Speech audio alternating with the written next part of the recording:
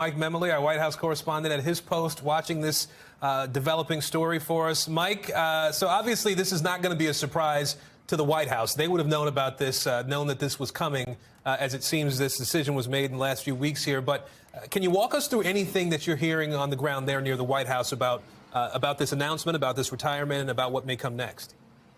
Aaron, as you talk to a lot of reporters who are spending half their time looking down at their phones, let me be the latest, because we have gotten an initial reaction from the White House in the form of a tweet from Press Secretary Jen Psaki, and I'll read it to you. She says, "It has always been the decision of any Supreme Court justice if and when they decide to retire and how they want to announce it, and that remains the case today.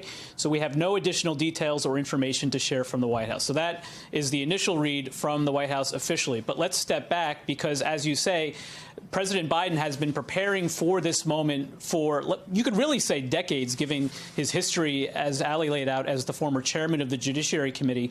But specifically as it relates to Justice Breyer's seat, I reported last March that during the presidential transition period, some of then-President-elect Biden's closest advisor, including Dana Remus, who's now the White House counsel, Bob Bauer, who is a former White House counsel, did a presentation for him during the course of the transition about potential Supreme Court picks. Now, there wasn't a vacancy at the time, but the reason they did that was twofold. One, we of course remember that as a candidate, Joe Biden made something of an unusual promise. It was at the debate in the primary before South Carolina. He said emphatically, clearly, that he would choose a black woman should a vacancy occur on the Supreme Court. So it was important during the transition period for the president's advisors to begin laying out who might be on that list should there be a vacancy. And then there's also, of course, recent history.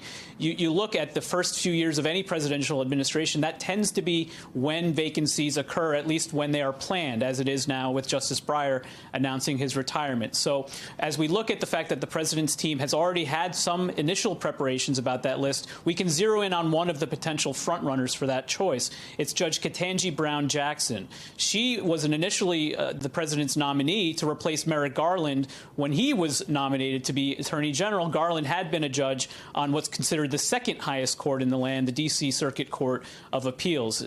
And Judge Jackson was indeed nominated to fill Garland's seat last March, and she was confirmed by the Senate last June. Not entirely a party line vote. There were some Republicans who voted for her, but everyone knew at the time that this was likely the first step of a potential future elevation. Now, it's important to say, now that the vacancy has actually occurred, Jackson would be certainly a favorite, but not the only a heavy favorite for this, because the president and his team will likely want to take a fresh look at all of those options. And I'll leave you with one fun fact here, Aaron. I believe this is the case because of Biden's role as the chairman of the Senate Judiciary Committee for so many years. He presided over Judge Breyer's confirmation to be Justice Breyer. And so now, in a bit of history rhyming, as Biden often puts it, he has the chance to choose his replacement now that he's president of the United States.